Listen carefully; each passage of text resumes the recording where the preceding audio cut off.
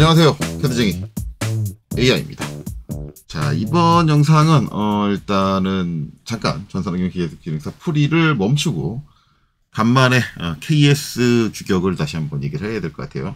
근데 이제 KS 규격의 이제 제도법에 관련된 것보다는 이제 KS 규격 요소, 제가 이제 그때 마지막으로 기아공차 설명하고 나서 말씀드렸듯이 앞으로 이제 KS 규격 요소들이 중간중간 이제 여지껏 안 나왔던 것들이 튀어나올 텐데, 그때마다 이제 KS 규격 요소를 설명한다라고 하는데, 저번에 이제 저번 영상에 제가 한 게 이제 치수 기입을 쭉 했어요. 그래서 이제 치수하고 그다음에 치수 공차값까지 다 설정을 했었는데, 그러면서 제가 이제 치수 뭐 빠진 거 없나 막 살펴봤는데, 제가 아무 얘기 안 했는데 아마 이제 영상 보신 분들은 뭐 빠졌는데 저 사람 왜 빠진 거 얘기 안 하지? 라고 생각하신 분들이 계실 거예요. 그 빠진 부분이 뭐냐면, 이제 이 축 같은 경우는 선반 가공품이잖아요. 그럼 선반 가공품의 특징이 하나 있습니다. 이제 가공을 위해서, 이게 기구적으로 필요한 건 아니에요. 기구적인 건 이 형태로 끝나는데, 이 축을 선반이라는 그 가공 장비에 물려서 가공을 하려면 어쩔 수 없이 기구적으로는 전혀 필요 없지만 추가적으로 가공해야 될 게 한 가지가 있어요. 뭐냐? 센터 구멍입니다. 그래서 센터 구멍이 일단 왜 필요한가? 뭐 그거부터 먼저 설명을 드려야겠죠. 근데 이제 그걸 설명하려면 일단 이제 가공의 구조 그리고 작업 방식에 대해서 알아야 되는데, 그건 제가 이전 영상에서 몇 번 설명을 드렸는데 다시 한번 말씀을 드리도록 하겠습니다. 그래서 일단 이거를 가공기에 우리가 어떤 식으로 물려서 가공을 하는가에 대해서 먼저 살펴보도록 하죠. 자, 그래서 다시 간만에 이제 퓨전입니다.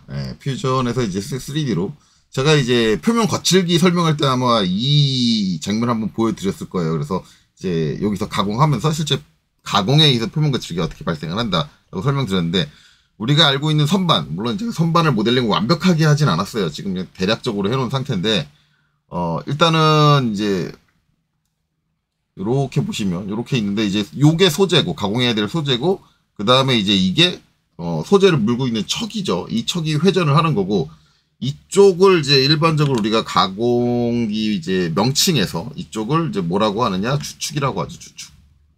주축이라고 한다. 그래서 이제 주축이 저렇게 존재를 하고, 그 다음에 이제 주축의 소재를 물리고 주축이 회전을 해요. 모터가 달려 있어가지고. 그리고 이제 여기 공구. 위에서 보면 이제 공구가 있죠. 이렇게. 이 공구를 물릴 수 있는 공구대가 이쪽에 있고, 그쵸? 이쪽에 공구대가 있고, 이 공구대가 이제 이렇게 좌우로 왔다 갔다 합니다. 그리고 작업자는 이 공구대 있는 쪽, 요쪽에 작업자가 놓이게 되죠. 그래서 이제 공구대가 있다. 그러면 이제 우리가 이런 조건으로 소재를 물고 가공할 때 어떤 특징이 발생을 하느냐? 여기서 이제 가공에 문제를 줄 수 있는 조건이 두 가지가 있어요. 일단 요 툴이 없는 상태로 생각을 하자고 하면은, 이제 척으로 어느 쪽을 물었냐면 소재의 이쪽을 물었어요. 이쪽을 물었다. 요게 이제 문제가 되는 게 뭐냐면, 이 소재가 갖고 있는 자체 무게가 있을 거 아니에요. 무게가 있으면 이제 요 주축이 물고 있는 데서 이렇게 튀어나와 있는 부분이 길면 길수록 어떻게 되냐면, 이 자체의 무게 때문에 밑으로 처집니다. 휘어요. 휜다. 휨이 발생해요. 그러면 이 휜 상태에서 가공을 하게 되면 어떻게 되느냐? 일단은 가공은 됩니다. 그리고 가공할 때 막 회전하고 있을 때는 정상적인데, 이게 이제 가공이 끝나고 회전을 딱 멈추게 되면 어떻게 되냐면, 그 폈던 게 다시 펴져요. 나중에 어차피 그 소재가 휘는 거는 소재의 탄성 변형 한계 이내에서 되게 미세하게 휘기 때문에 이게 다시 돌아오면서 어떻게 되냐면 센터가 틀어지게 되죠. 휘어진 채로 가공을 했다가 휜 게 풀리면 그게 이제 가공할 때는 일직선으로 가공을 했는데, 그게 휘어진 상태였으니까 걔가 풀리면서 이제 약간 휜 상태로 다시 바뀌는 거죠. 그래서 이제 자중에 의한 휨이 하나 발생을 하고, 또 한 가지 작용하는 힘이 있습니다. 우리가 이제 평면 위쪽에서 바라보게 되면 가공하기 위해서 칼날이 이렇게 들어오는데, 우리가 소재를 깎으려면 칼날이 이렇게 파고 들어와야 되잖아요. 뭐 이게 무슨 얘기냐면, 가공하는 가공 툴 자체가 이렇게 물고 있으면 이쪽으로 미는 힘이 작용을 한다는 거예요. 가공 툴이 밀고 들어가기 위해서, 툴이 이제 소재를 깎기 위해서 들어가기 위해서 미는 힘이 작용을 하는데, 이 힘 때문에 소재가 어떻게 해요? 이쪽으로 밀려난다. 휜다. 마찬가지 개념이 나오죠. 그래서 이제 자중에 의한 휨, 그 다음에 공부에 의한 휨, 이 두 가지가 발생을 합니다. 그럼 이제 이게 발생하면 안 되니까 하지 않으려면 어떻게 해야 되냐면 이쪽을 물어줘야 돼요. 이쪽을 물어줘야 되는데 지금 여기 주축처럼 이렇게 외경을 물어버리면 우리가 외경을 가공을 할 건데 툴이 그쪽은 물고 있는 쪽은 가공을 못하게 되고 그 다음에 이제 기본적으로 툴이 이쪽에서 이렇게 들어오는데 소재에서 요만큼 튀어나온 만큼 여기도 이렇게 뭐 물고 있는 게 있으면 가공을 못해요. 그래서 물어준 것보다 툴 두께만큼 더 가가지고 요만큼을 더 가공을 못하게 되거든요. 이 대략 툴 두께만큼을 가공 불가 영역이 돼버려요. 그러면 가공이 안 되니까 저 가공 툴이 들어오는 쪽은 주축처럼 저렇게 외경을 물어줄 수가 없습니다. 그럼 얘를 어떻게 고정을 해야 되느냐? 결국 요쪽 끝에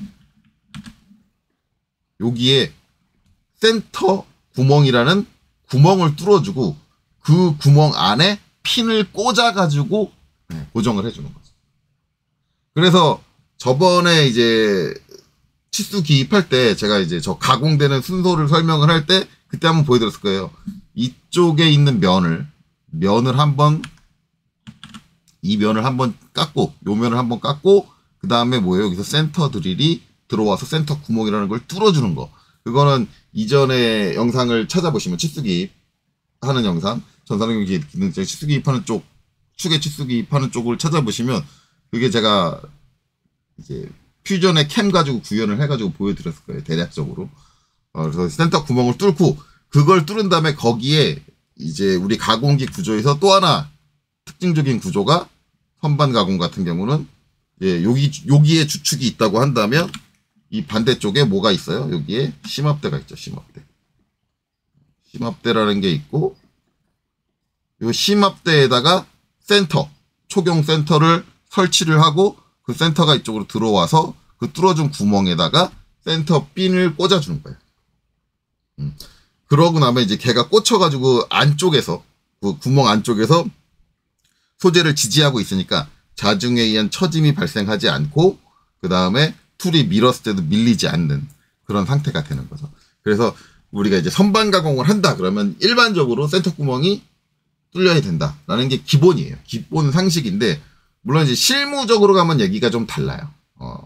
이제 실무에 보면은 센터 구멍 없이도 선반 작업을 하는 경우를 많이 볼 수 있을 겁니다.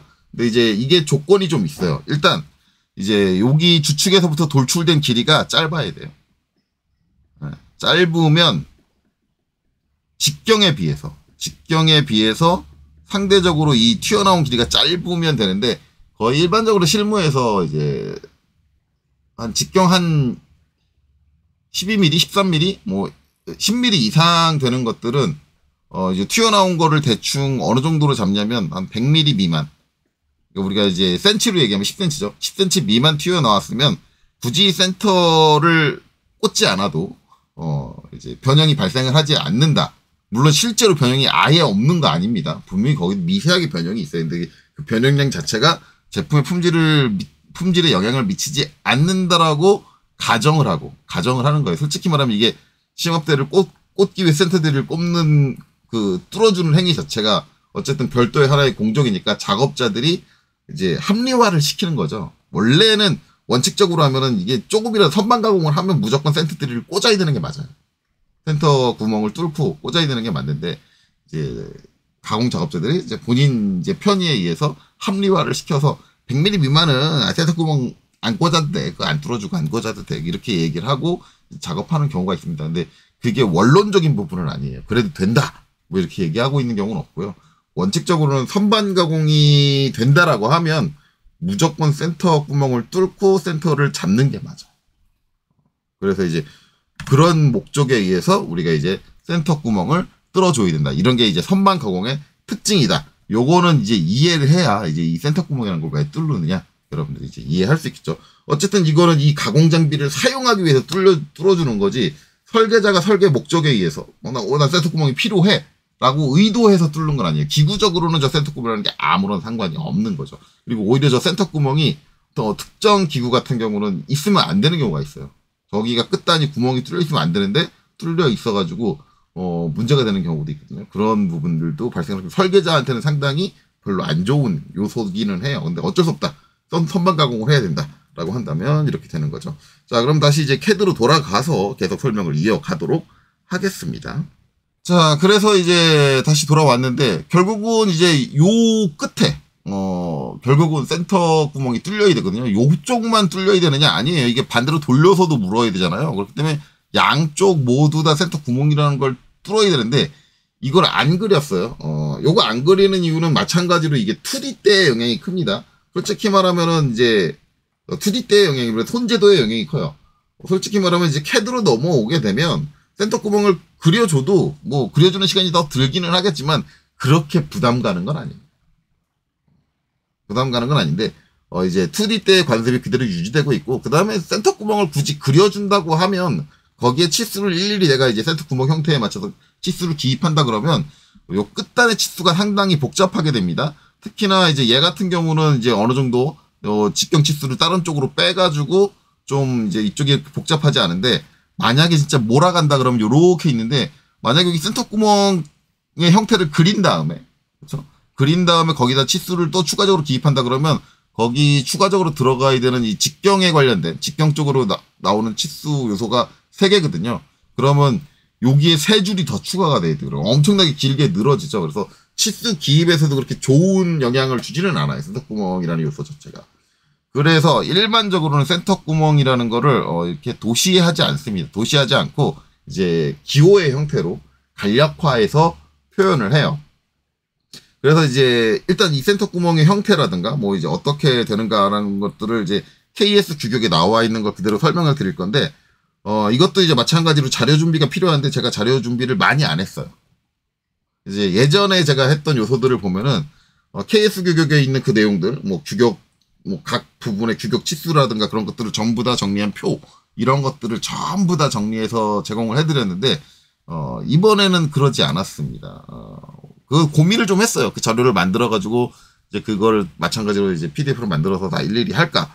왜냐면 이제 여러분들이 시험 볼 때 볼 수 있는 KS 규격표는 조금 누락이 돼 있어요. 누락이 돼 있는데 그 누락된 부분까지 다 첨가를 해서 할까 그랬는데 요번에는 좀 방식을 바꿔서 하도록 하겠습니다. 자, 우선은 이제 이게 저희 이제 시험 때 볼 수 있는 규격표죠. 규격표에서 이제 센터 구멍을 먼저 찾을게요. 컨트롤 F. 그래서 센터 구멍 해가지고 검색을 해볼게요. 그러면 이제 밑에 나오고 한 번 더 하면 이제 이렇게. 그래서 이제 47번 항목에 있네요. 47번 항목에 센터 구멍이 있습니다. 이렇게 나오고 이제 A형, B형, C형 이렇게 나와 있고 이제 각 부분의 치수들이 이렇게 명기가 돼 있고 그 치수에 대한 치수 값들이 표로 이렇게 나와 주어져 있어요. 그래서 이렇게 돼 있고 그다음에 A, B, C형만 있는 게 아니라 이제 R형이라는 게 하나 더 있습니다.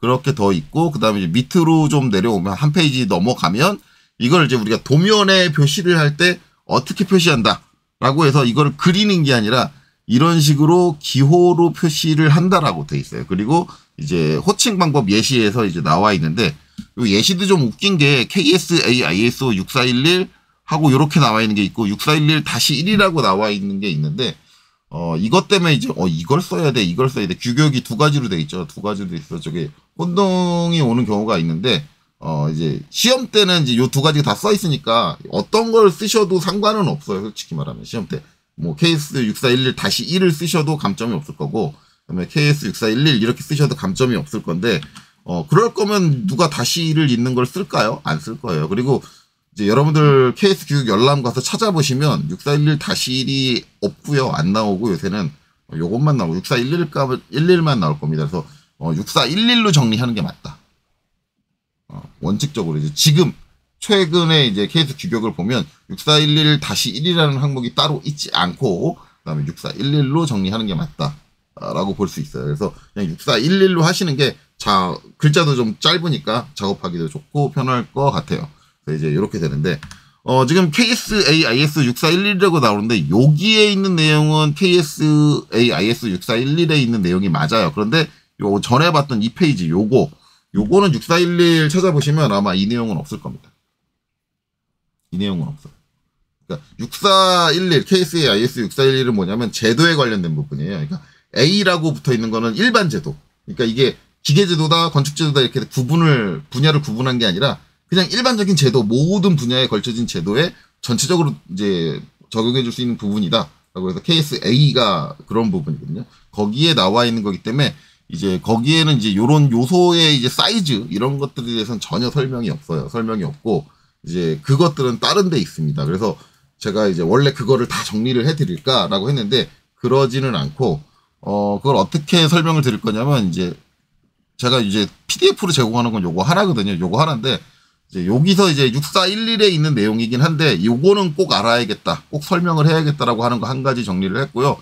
그 다음에 이제 밑에다가 센터 구멍 관련 KS 규격을 전부 다 이제 규격 번호를 제가 적어놨어요. 그러니까 나는 좀 디테일하게 보고 싶어. 아까 그 표 봤던 것처럼 거기 있는 세부적인 치수들을 보고 싶어. 그러면 여기 있는 규격 총 5가지가 나오거든요. 이 5가지 규격을 찾아보시면 돼요. 여러분들이 직접 찾아봐라. 제가 이제 그걸 따로 정리해서 드리지는 않을 거다.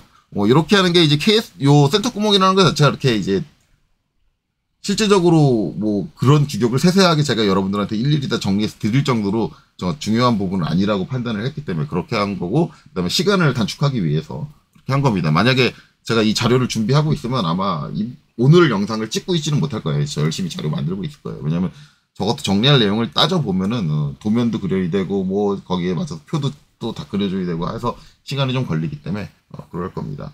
그래서 이제 여기선 제가 그냥 말로만 이제 설명을 할 거고요. 여기 5가지가 있는데 실제적으로 아까 봤던 이제 그 앞에 KS6411 내용이 아니다라고 하는 건 어디 거냐면 요겁니다. 세부적으로 이제 구멍의 형태가 그림으로 이제 도면으로 그려져 있고, 그 다음에 그 세부적인 규격표가 나와 있는, 거기 치수표들이 나와 있는 거는 KSB, B죠. B는 뭐예요? 기계 쪽이에요. A는 전체 일반 제도라고 하면 B는 기계제도입니다. 기계제도. 기계제도 항목에 따로 있어요. 그래서 0410이라는 항목이 있고, 거기에 센터 구멍인데, 거기에는 이제 아까 보셨던, 여기 국가자격기술에서 보셨던, 이렇게 도면이 그려져 있고, 이렇게 세부적인 치수표가 제공이 되고 있습니다. 이렇게 되는데, 이제 여기서 좀 누락된 내용이 있어요. 무슨 내용이 누락되어 있냐면, 우리 이제 국가기술 자격에서 있는 요 치수들을 보면, 형태들을 보면은, A, B, C가 있는데, 이제 각도가 최대 60도. 라고 돼 있죠. 최대 60도? 최대 60도. 이렇게 돼 있는데, 이게 각도가 요거 하나가 아니에요. 요거 하나가 아니고, 이제 저 각도가 어떻게 돼 있냐면, 그냥 요거 보고 할게요. 안 그랬으니까. 저게 각도가 60도인 경우가 있고, 75도인 경우가 있고, 90도인 경우가 있어요. 그래서 실제로 KS 규격에 가시면, 요거에 관련된 표, 요거에 관련된 표, 요거에 관련된 표, 이렇게 따로따로 다 존재합니다. 그래서 이게 이제 꼭 60도가 정답은 아니다. 이제 대부분 이제 전산응용 기능사 공부하시는 분들은 저게 다인 줄 아는데, 저게 다가 아니에요. 저게 다가 아니고, 그 다음에 이제 R형이 밑에 하나 더 있죠. 그러면 R형은 이제, R형도 기본적으로 이게 60도라고 이렇게 돼 있거든요. 근데 R형 같은 경우는 60도밖에 없어요. R형은 60도만 존재를 하고, 나머지 A, B, C형은 60도, 75도, 그래서 90도, 이렇게 3가지가 추가적으로 있고, 그러면은 이제 한 가지 문제 되는 건, 그러면 요 다음 페이지에 표시할 때 이렇게 표시하게 돼 있어요. 이게 이제 규격 번호가 이렇게 처음에 나오고, 그렇죠? 규격 번호. 그 다음에 호칭 사이즈, 호칭 크기가 나오는데 그게 이제 이렇게 나오거든요. 이게 앞에 이제 B라고 돼 있는 게 뭐냐면, A형이냐, B형이냐, C형이냐, 아니면 R형이냐. 요 4가지가 있다 했잖아요. 요 4가지를 이제 지칭을 하는 건데, 그럼 각도는 어떻게 지칭을 하느냐. 그래서 이게 KSB 0410 여기 가면 뭐라고 돼 있냐면, 요 형태, 요거 앞에다가 뭘 붙여주게 돼 있냐면 각도를 붙여주게 돼 있어요. 각도. 그래서 만약에 75도 쓸 거다 그러면 75도에 5도 B 2.5에 슬러시 8 이렇게 적어주는 거예요. 그래서 원래 이제 요 각도 요소가 하나 들어가야 된다. 그래서 상당히 애매한 게, 그러면 이제 60도일 때는 안 붙여주는 거냐? 이것도 애매해요. 그러니까 이게 이제 기계 쪽에 있는 그 제도 통칙에서는 이 각도를 붙여주는 걸로 돼 있어요. 근데 KSA, IS641은 기계 쪽이 아니잖아요. 그쪽에서는 이제 저 각도에 대한 명기는 없는 걸로 되어 있습니다. 그래서 이제 실제 실무에 사용을 할 때는 60도인 경우는 안 붙여주면 60도라고 생각을 해요. 이건 이제 케이스 규격에서 그렇게 해라 마라라고 얘기는 없어요. 없는 건데, 그러니까 규격을 좀 애매모호하게 만들었어. 규격 정리하는 사람도 좀 문제가 있는데, 어쨌든 그러다 보니까 이제 일반적으로 60도를 많이 쓰다 보니까 60도는 아무것도 안 붙이면 60도로 쓰고, 만약에 75도라든가 아니면 90도를 사용한다 그러면 저 이제 A냐 무슨 형이 A형이냐 B형이냐 C형이냐 이 형 앞에다가 뭘 먼저 붙여줘야 된다? 각도를 먼저 붙여줘야 된다. 그리고 R 앞에다가 각도를 붙여주시는 건 잘못된 거예요. 왜냐면 R은 각도가 60도밖에 없습니다. 규격상. 네, 이렇게 되죠. 그래서 이제 이렇게 돼 있고, 이제 또 한 가지 문제는 뭐냐면, 이게 이제 케이스 규격이 너무 안 좋은 게, 이게 실제 케이스 규격 찾아보셔도 똑같을 텐데, 언제 A형을 쓰고, 언제 B형을 쓰고, 언제 C형을 쓰고, 언제 R형을 쓰는 거야라는 건 안 나와 있어요. 그러니까 이거를 이제 형태가 있는데, 누가 봐도 이제 생긴 게 가장 간단한 거는 뭐예요? A형이죠. 그러면은 누가 봐도 가공할 때 어떻게 하겠어요? A형이 간단하니까 A형으로 만들어야지라고 생각을 할 거예요. 그런데 그러면 B형하고 C형하고 R형을 만들어 놓을 이유가 없잖아요. 저거 언제 쓰는 거야? 이거에 대한 얘기가 있어줘야 되는데 없습니다. 전혀 나오질 않아. 케이스 규격. 그래서 그거에 대한 이제 근거는 제가 찾을 수는 없어요. 찾을 수는 없는데, 이제 거기에 나와 있는 이제 각 케이스 규격에 있는 센터 구멍에 대한 모든 항목들을 명칭이라든가 이런 것들을 보면, 그리고 상황들을 보면은 유추는 할 수 있어요. 그래서 제가 이제 이걸 언제 쓴다라고 이제 어느 정도는 말씀을 드릴 건데, 이제 그게 케이스 규격에 정의된 내용은 아니다라는 건 여러분들이 이해하고 가셔야 돼요.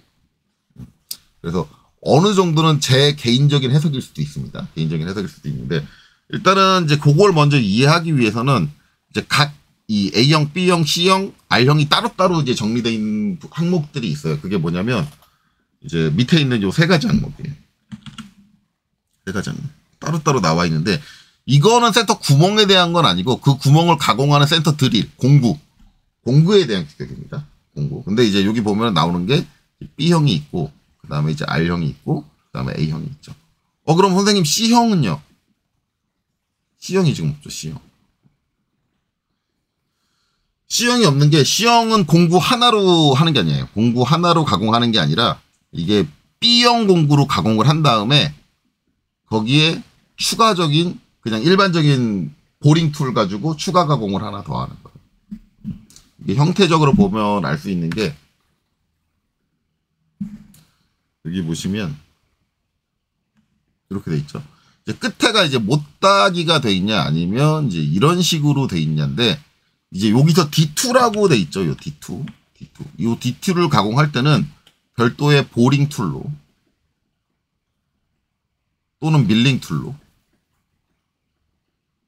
이 직경에 해당하는 그냥 이 단, 일반 단 가공하듯이 요 단을 하나 가공을 하고 거기에 센터 드릴로 구멍을 뚫는다. 요때 쓰는 거는 B형은 아니다. A형이다. A형 툴로 뚫는다. 네, 죄송해요. A형과 C형은 이제 A형과 요 이제 한 개의 단이 추가된 구성이에요. 요거는 이제 A형 툴로 이제 요 안쪽 구멍을 뚫어주면 됩니다. 그렇기 때문에 이제 툴이 따로 없습니다. 툴이 따로 없고, 그 다음에 이제 B형 같은 경우는 요 테이퍼까지 한 번에 가공해주는 툴이 따로 있어요. 그래서 이제 툴이 이제 거기 C형이 하나 없는 이유는 그런 이유 때문에 없다라고 이해하시면 돼요. 그러면 이제 요 이름을 보면 한 가지 유추할 수 있는 거는 B형을 유추할 수 있거든요. 보호형, 못따기 붙이. 요게 이제 단서입니다. 보호형 못따기 붙이. 뭘 보호하지? 그러니까 뭔가 보호할 필요가 있다라는 얘기예요. 있다라는 얘기인데, 일단은 그거를 하려면 A형 툴에 대한 이제 형태를 보면은 이제 이렇게 돼 있습니다. 이렇게 돼 있고, 이제 저 구멍을 제가 그려놓지는 않았는데 어느 정도 시스템은 구성을 해놨어요. 이제 가공을 할 때 여기다 이제 핀을 꽂는 거잖아요. 이제 A형이라 그러면 이제 여기에 드릴로 이제 A형 요 구멍이 뚫려 있는 거예요. 뚫려 있고, 그게 뚫리면 이제 이쪽을 센터 핀이 그리고 들어와서 이렇게 꽂히는 거죠. 딱 꽂혀가지고 이제 요만큼 꽂혀가지고 요 꽂힌 상태로 얘가 이제 이 센터 핀이 힘을 받아주는 거예요. 그러면 얘가 이제 가공을 하기 위해서 회전을 할 거 아니에요. 막 회전을 하게 되면 이제 기본적으로 이 B는 얘가 밀려나지 않게 강하게 누르고 있고, 그렇죠? 심압대가 누르고 있고, 그 상태에서 얘를 막 돌려버리면 여기에서 마찰이 일어납니다. 마찰이 일어나면 어떻게 되냐면 요 끝에 있는 요 모서리 있죠. 모서리 부분. 모서리 부분이 뭉개져요. 뭉개질 수밖에 없어요. 왜냐하면 가공해서 옆에서 밀어주는 힘, 그 다음에 자중해에서 처지는 힘, 그 다음에 옆에서 핀이 누르고 있는 힘, 이런 것들이 꽉 적용이 돼가지고 저기서 마찰이 발생을 한단 말이에요.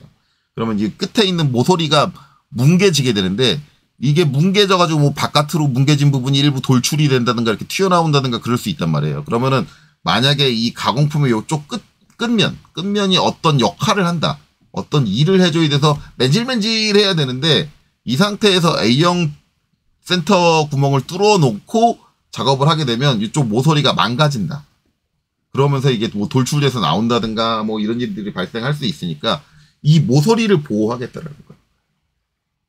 그래서 뭐가 있어요? 못따기가 한 번 더 들어가는 거죠. 못따기가 이렇게 한 번 들어가면, 그럼 어디가 망가질까요? 요 안쪽에 있는 이 모서리가 망가지는 거예요. 그리고 요 바깥에 있는 모서리는 멀쩡한 거죠. 못따기가 한 번 더 들어갔으니까.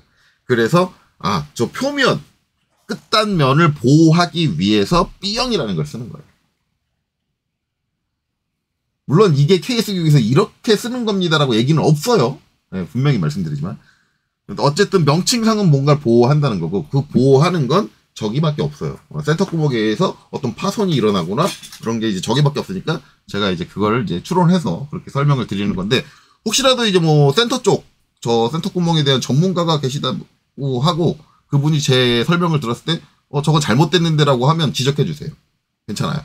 욕하셔도 돼요. 뭐 어차피 제가 잘못된 거면 틀렸으니까 욕 먹어야지. 어떻게? 네, 그렇죠? 어쨌든 그래요. 그렇고 그 다음에 이제 C형, 이제 요렇게 나오고 나면 이제 그 다음에 이제 나오는 건 이제 C형이잖아요, 결국. C형인데, 그럼 C형은 이제 뭔 차이냐? 이 부분은 뭔 차이냐? 이건데, 이것도 마찬가지 B형하고 같은 역할로 쓰이는 거라고 저는 생각을 해요. 기본적으로는. 단지 이제 이 모서리 보호를 이제 요렇게 하면은 이제 경계가 좀 애매하잖아요. 보호되고 있는 이 모서리의 경계가 애매하니까 아싸리 경계를 확실하게 해서 이렇게 C형을 해주겠다. 그렇죠? 좀 더 깔끔하게 처리를 하겠다라는 의도인 것 같아요. 대신에 이제 요 깔끔하게 처리하기 위해서는 얘는 작업 공정이 뭐 2번이라 그랬어요. 2번. 왜? 요 단을 한번 파고 보링 툴로, 그 다음에 A형 센터 툴로 센터 드릴을 뚫고. 근데 이제 B형은 뭐냐면 여기가 이제 경계가 명확하진 않지만 드릴 툴 한 번, 드릴질 한 번으로 작업이 끝난다. 그러니까 좀 간단하게 처리를 해서 보호를 한다. 여기는 신경 써서 마무리를 짓는다. 그런 차이라고 보시면 될 것 같아요. 일반적으로. 이제 그거에 따라서 이제 이렇게 구분이 되는 거다. 그 다음에 이제 요거 말고 제목으로 이제 판단하기 어려운 게 이제 R형입니다. R형은 여기에 이제 필렛 이렇게 둥글게 주는 거죠. 둥글게. 그러면 이제 왜 둥글게 줬는데? 가 되는 거죠. 왜 둥글게 줬냐? 여기에 대해서도 근거는 절대 없어요. 이 둥근 게 R이 뭐냐면 여기 60도가 아까 있었잖아요. 60도에 접하게 둥글게입니다. 둥글게. 근데 이제 제가 저거는 이제 짐작 가는 바가 있어가지고 그 짐작 가는 바를 이제 말씀을 드릴게요. 우리가 일반적인 선반 작업은 이제 이렇게 해서 주축에서 소재를 물면 주축의 중심과 심압대의 중심이 동일해요.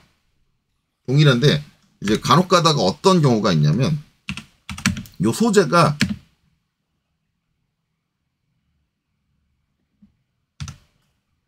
이렇게 일정 각도를 기울여 가지고 심압대랑 꽂혀지는 경우예요. 이런 경우. 경사져 가지고 심압대랑 꽂혀지는. 아이고, 중심까지 같이 돌려주는 게 더 여러분들이 이해하기 좋겠죠. 가공의 그 방법 중에서 요렇게 물어놓고 하는 경우가 있어요. 근데 이렇게 무는 게 가능하냐? 주축이 이렇게 돼 있는데, 일단은 기본적으로 우리가 알고 있는 일반적으로 뭐 3쪼, 4쪼 해가지고 이제 일반적인 척 가지고는 안 돼요. 왜냐면 이렇게 기울여서 잡을 수가 없잖아. 근데 이렇게 기울여서 잡는 게 뭐 할 때 필요하냐면 요런 형태죠. 요런 형태. 원뿔 테이퍼 가공이라고 하죠. 테이퍼 가공. 테이퍼 가공을 할 때 필요합니다. 그래서 이제 요거에 대해 설명하기 위해서 결국 테이퍼 가공이라는 얘기가 나왔는데 어차피 이제 테이퍼 가공이라는 거 나왔으니까 우리가 이제 가공 쪽 이론에 보면은 테이퍼 가공을 하는 방법이 총 4가지가 나와요. 요 모서리를 가공하는 거. 이제 가장 단순한 건 이 가공 툴.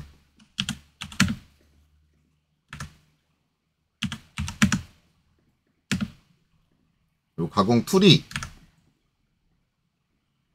움직일 때 그냥 일반적인 이제 요거랑 똑같이 위에 거랑 똑같이 요거 그냥 그대로 갖고 올게요.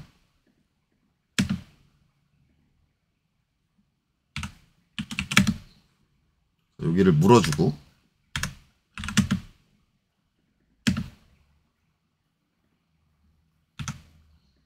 이렇게 물어주고 가공 툴이 깎을 때 어떻게 움직이면 돼요? 이렇게 대각으로 움직이면 된다. 그래서 이제 우리가 테이프 가공할 때 이제 가장 처음 얘기 나오는 게 공구대, 복합 공구대라고 하거든요. 복합 공구대의 각도를 조정을 해서 이제 이렇게 가공을 한다. 이게 첫 번째 방법이에요. 가장 일반적인 방법이고 이 방법의 장점은 그냥 우리가 사용하고 있는 선반의 기본 구성품을 가지고 바로 다이렉트로 작업이 가능하다. 그러니까 별도의 이제 추가적인 치구라든가 공구라든가 그런 것들이 전혀 필요가 없이 작업이 가능하다라는 장점이 있죠. 대신에 이제 복합 공구대가 이제 대각으로 이제 움직여야 되니까 그 움직임을 세팅하는데 작업자가 좀 피곤하다. 그렇죠? 움직임 세팅하기 위해서 좀 피곤해진다. 작업자가 좀 노가다를 잘 뛰서 이제 저거 각도로 따라서 움직이게 잘하면 된다. 라고 해서 이제 일반적으로 요 방식을 써요. 근데 요새 들어선 이게 어려운 방법은 아니에요. 그래서 요새는 이 방법을 거의 주로 쓸 거예요. 왜냐면 요새는 뭘로 해요? 작업자가 수작업을 하는 게 아니라 거의 다 이제 NC 선반 가지고 캠을 이용을 해서 그러면 캠은 프로그램적으로 동작을 시키잖아요. 모터가 다 달려있고.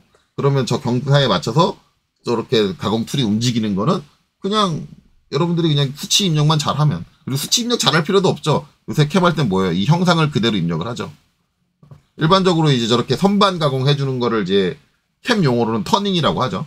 터닝에서 그냥 저 형상 딱 그려가지고 입력해주면 자동적으로 이 각도 프로그램이 잡아가지고 저 각도로 알아서 툴이 움직이게 그렇게 다 자동으로 이제 거기가 처리가 되기 때문에 요새는 다 공구대를 저 방향으로 움직여가지고 복합 공구대를 저 방향으로 움직여서 가공하는 방식으로 주로 사용을 해요. 근데 예전에 수작업에서는 이제 저렇게 작업하는 것도 있고 저거에 이제 상당히 이제 간단하게 짧게 하는 작은 구역 같은 경우는 저렇게 많이 했었는데 이제 전체적으로 좀 긴 구역을 처리를 해야 된다. 솔직히 말하면 이 영상 같은 경우는 상당히 긴 구역을 처리를 하고 있죠. 이렇게 된다 그러면 저거 자체가 작업자한테 상당히 부담이 될 수 있기 때문에 그 외에 다른 방법이 3가지가 더 나와요. 3가지 더 나오는데 두 번째로 얘기 나오는 게 뭐냐면 심압대 편입법이라는 게 있어요. 심압대 편입법. 심압대 편입법은 가공기 선반을 위에서 봤을 때 이렇게 소재를 기울어서 물려요. 기울여서 물리는데 여기서 당연히 이렇게 못 물리죠. 이렇게 3쪽, 3쪽, 4쪽 이런 거 여러분들이 알고 있는 일반적인 그 주축에 있는 저 쪼가지고는 못 물려요. 여기는 이거를 이렇게 물려줄 수 있는 추가적인 어댑터가 하나 더 필요해요. 그리고 또 한 가지는 뭐냐면 이렇게 물었을 때 이게 보면 주축은 중심이 어디가 되냐면 이제 대략적으로는 이제 여기서 요 중심에서 약간 위가 되나 이렇게 될 거예요. 이렇게 되고 얘를 축으로 어떻게 회전을 해요? 이렇게 회전을 해요. 주축은. 근데 만약에 이 소재가 주축 방향과 동일한 방향으로 회전을 한다 그러면 문제가 돼요. 왜 문제가 되냐면 얘가 180도 돌면 어떻게 돼요? 여기서 이 축을 기준으로 이렇게 돼요. 여기다가 심압대를 꽂으면 심압대에서 얘가 이탈을 하려고 하기 때문에 여기가 심압대가 망가집니다.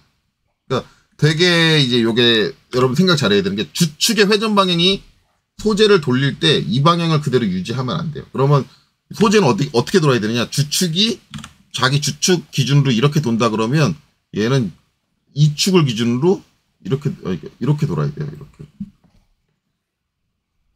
그러니까 주축의 회전 방향, 회전은 각이라고 하기에 해야 되나? 어쨌든 주축의 축 방향과 소재가 도는 축 방향이 경사가 져서 저렇게 해야 된다. 이런 식으로 이제 경사각을 가지고 있는 동력 전달을 해주는 게 뭐예요? 유니버셜 조인트라고 하죠.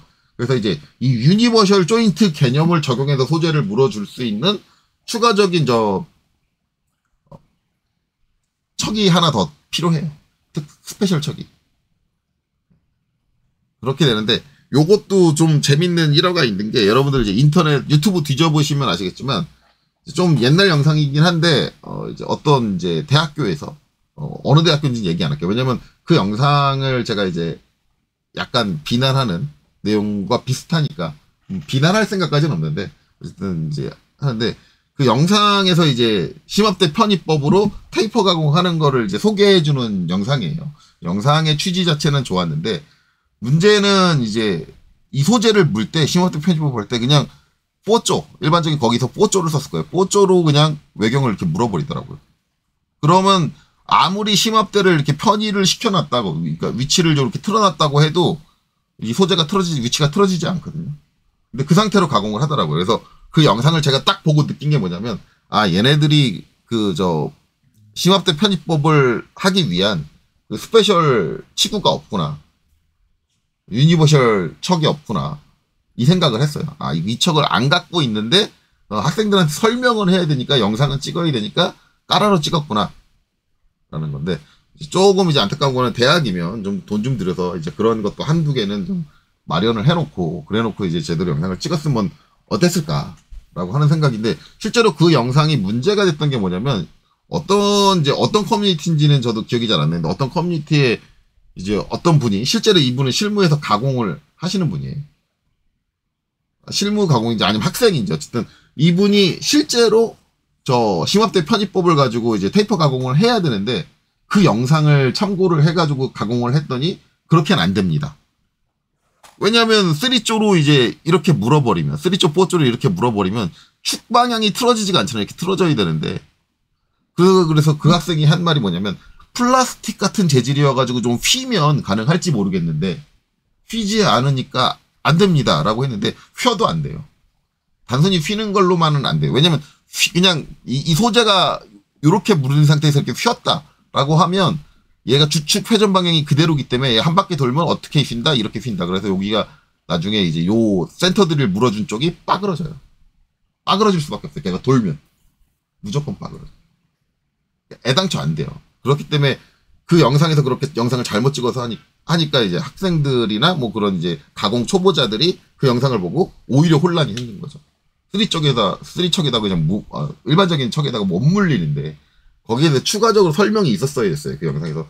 최소한 이제 그 물어주는 척에 대해서 척을 구비하지 못했다고 하면 영상에서는 그냥 물어주는 것만 재현을 했고 그다음 실제에서는 이제 그 유니버셜 조인트 개념에 이제 추가적인 척이 더 필요하다라는 얘기를 설명을 해줄 수 있는데 그런 설명 일절 없이 영상에서는 그냥 이제 컷 찍어가지고 찍은 거니까 컷 편집한 거니까 그냥 3쪽 4쪽으로 그냥 외경을 잡아가지고 물더라고요.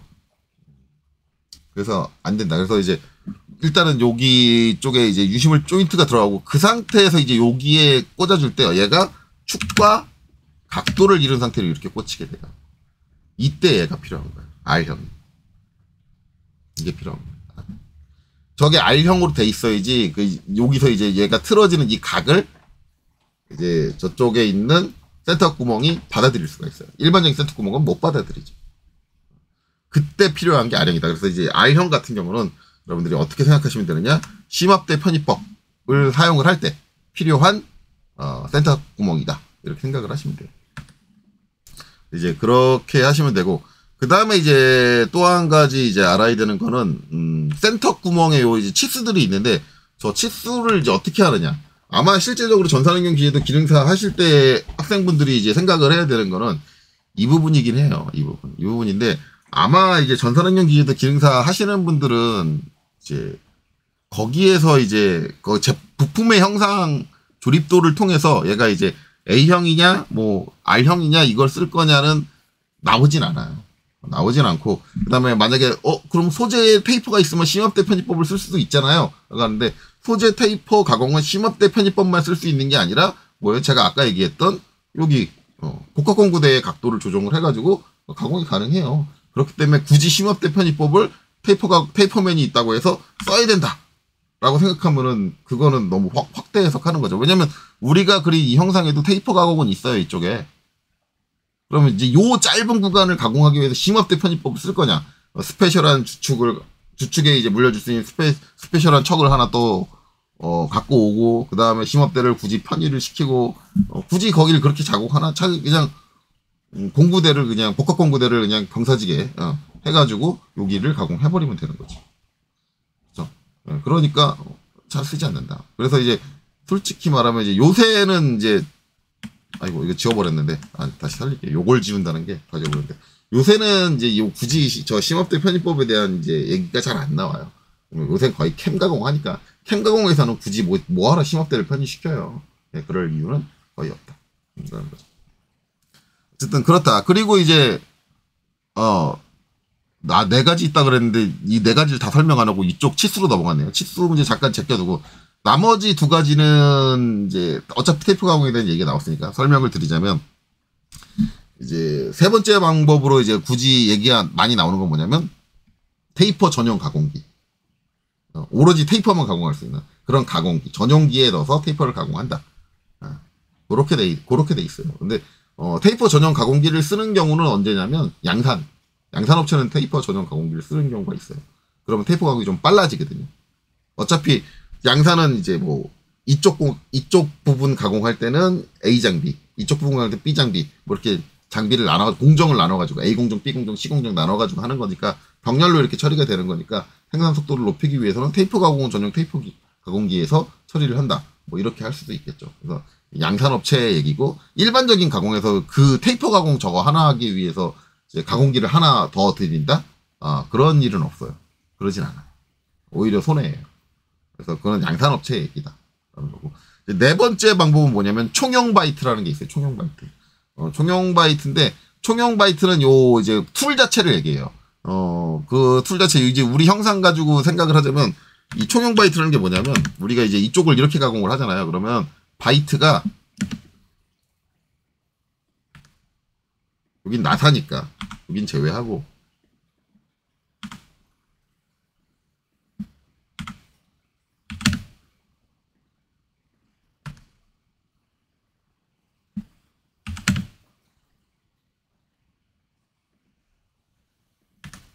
바이트가 아예 이렇게 생긴 거예요.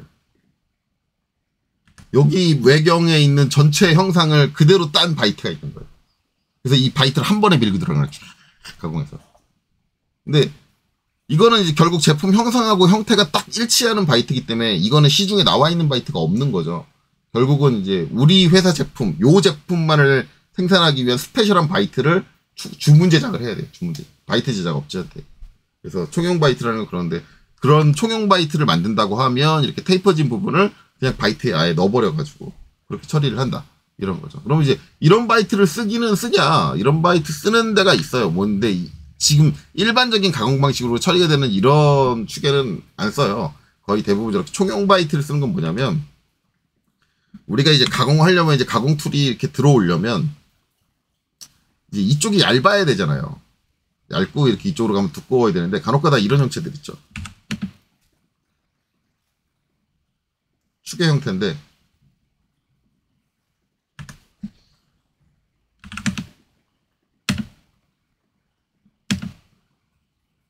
대충 할게요.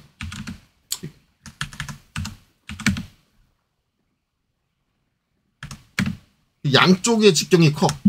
양쪽의 직경이 크고 중간에 이렇게 홈이 있어. 이제 요런 형태를 많이 보이는 게 이제 여러분들 이제 케이스 규격 요소로 보면은 이제 일반적으로 이제 오링홈, 오링홈이래. 스냅링홈, 그 다음에 오링홈. 이 2가지죠. 2가지. 2가지도 저런 식으로 이제 중간에 파지죠. 그러면 이제 중간에 파지는 거, 이제 일반적으로 이제 오링홈이라든가 이제 스냅링홈 같은 경우는 홈바이트라고, 홈을 팔 수 있는 홈바이트라고 따로 얘기를 하는데, 이 홈바이트의 개념이 총용이에요, 총용. 근데 이제 그게 형태가 단순하게 일직선이다 보니까 그냥 홈바이트다, 홈을 내기 위한 바이트다라고 명칭을 따로 줬을 뿐이지, 결국은 저 홈바이트의 개념이, 우리가 이제 툴이 이렇게 돼 있으면은 이쪽에서도 툴이 지진 못하고 이쪽에서도 툴이 지진 못한단 말이에요. 일반적인 이런 가공 툴이 지진 못한단 말이에요. 그런 때 이제 해주는데, 이런 형태인데 이 내부의 형태가 상당히 복잡할 때, 그때 이제 지금 좀 저기처럼 그냥 단순한 홈이 아니라 상당히 복잡할 때, 그때 총용 바이트를 쓰고, 그렇지 않은 경우는 총용 바이트를 쓰지 않아요. 이제 상당히 일반적이지 않은 부분이고, 이제 그게 이제 전산응용 기계적 기능사 시험에 나올 리는 없다. 그렇게 생각을 하시면 되겠죠. 그래서 이제 테이프 가공은 그렇게 4가지 방법이 있다. 요거는 이제 센터 구멍과 별개로 추가적으로 알아두시면 좋은 거고. 어쨌든 이제 R형을 설명하기 위해서 테이프 가공을 설명하다 보니까 이렇게 됐습니다. 어쨌든 제가 말씀드린 이제 요 A형이다, B형이다, C형이다, R형이다 이걸 사용하는 이유는 이제 그래요. 그리고 이제 그 다음에 이제 아까 얘기하다만 치수. 이 치수가 뭘 선정하느냐라고 하는데 이제 일반적으로 전산응용 기계도 기능사 많이 공부하신 분들은 잠깐 아이콘이 바뀌네요. 뭘 생각을 하냐면 이걸 생각을 하실 거예요. 사이즈를. 결국은 이제 우리가 이제 어떤 값을 쓸 때 호칭 지름을 적는다 그랬잖아요. D하고 뭘 적어요? 스몰 D하고 라지 D. 이거 2가지를 적어주거든요. 이제 우리 치수기 형태를 보면 여기 보면 이렇게 돼 있는데 이게 무슨 형이다 라는 걸 적어주고 그 다음에 얘가 뭐냐면 스몰 D. 그 다음에 슬러시하고 그 뒤에 뭘 적어요? 라지 D를 적게 돼 있어요. 스몰 D와 라지 D. 이 2가지를 적게 돼 있는데 저거를 적으려면 이제 그 사이즈를 선정을 해야 되잖아요. 그럼 이제 A형을 기준으로 제가 설명을 드리면 여러분들이 전산응용 기계적 기능사 공부를 좀 많이 하셨다라고 한다면 여러분들이 가장 많이 보는 건 아마 이걸 볼 거예요. 2에 4.2. 스몰 D 2에 슬러시 4.2. 이걸 많이 볼 거예요. 이걸 많이 보는데 실제로 이제 저 정도의 크기가 많이 사용된다. 라고 보기 힘들어요. 뭐냐면 이제 적의 결정 나는 건 결국은 이제 뭘 알아야 되냐면 이 센터핀이 받는 부하를 알아야 돼요. 부하. 하중. 근데 KS 규격도 상당히 좀 애매한 게 이 형태가 있으면 이 규격이 있으면 거기에 얘가 견딜 수 있는 부하량이 얼마인지를 같이 적어주면 좋은데 그건 안 적혀 있어요. 물론 이제 그걸 적어주기 힘든 게 저 센터필의 재질이 뭐냐, 그리고 이제 가공 장비의 구성이 어떻게 되느냐 그런 거에 따라서 같이 영향을 받기 때문에 조금 애매한 부분은 그걸 케이스 규격으로 정의하기는 애매한 부분이 있어요. 그래서 일반적으로 이제 저거는 가공 업체가 우리 센터핀 얼마를 사용을 했을 때 부하량 얼마까지 버틸 수 있다는 가공 업체가 갖고 있어요.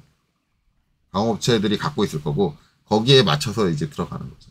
그래서 원래는 이제 부하량에 따라서 저 센터핀이 결정이 나야 된다. 센터핀의 이제 규격이 결정이 나야 된다. 그래서 부하량이 당연히 작으면 이제 작은 직경으로 가는 거고 크면 큰 직경으로 가는 거고 이제 한 가지 주의해서 볼 거는 여기 이제 가로쳐져 있는 애들 있죠. 이거는 웬간에서는 안 쓰는 거예요. 일반적으로는 안 쓴다. 가로치는 거. 가로쳐 있는 거는 잘 쓰지 않는다. 저거는 이제 저거를 가공해 줄 수 있는 드릴도 그렇게 많이 생산을 안 하고 그럴 거예요. 그래서 이제 만약에 저런 센터 구멍을 사용한다 그러면 센터 구멍이 기능적으로 중요한 역할을 하는 부분이 아닌데 그것 때문에 비용이 상승해요. 그런 거를 지정하면 그러면 이제 전산응용 기계적 기능사 시험 보시는 분들은 일단 첫 번째 가로 쳐져 있는 건 쓰지 않는다.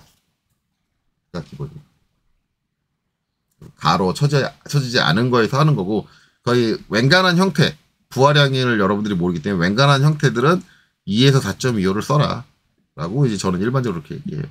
이제 스몰 D 2, 라지 D 4.25 이렇게 쓰라고 얘기를 하고 근데 이제 스몰 D, 라지 D 가지고 했을 때 저걸 못 쓰는 경우가 있어요. 근데 못 쓰는 경우도 그냥 저걸 써버리시는 분들이 계신데 못 쓰는 경우는 뭐냐면 요 뒤에 있는 라지 D를 보셔야 돼요. 라지 D. 라지 D가 4.25잖아요. 그러면 이 구멍, 센터 구멍을 뚫어주는 그 외경 부분의 직경이 최소 얘의 2배 이상 돼야 돼요. 이게 2배 이상이 안 되면 이 센터 구멍을 뚫었을 때 살이 여기 되게 얇게 남아요. 그러면 그쪽 살이 문드러지거든요. 그건 잘못된 거예요. 2배 이상이면 어떻게 되냐면 4.25면 8.5잖아요. 그러면 우리가 직경을 소수점으로 정하지는 않으니까 이렇게 되면 9파이 이상. 파이 9 이상에서 얘를 쓸 수 있어요. 파이 9 이상에서 얘를 쓸 수 있다. 그러면 내가 전산응용 기계적 기능사 시험 문제를 풀고 있는데 직경이 파이 9보다 작아 라고 하면 이제 뭘로 생각을 해야 돼요? 이제 요거로 가는 거죠. 1.6을 쓸 거냐 1을 쓸 거냐 이쪽으로 이제 넘어가야 됩니다. 그건 고려하셔야 된다. 어떤 분은 이제 외경의 직경이 뭐 파이 5인데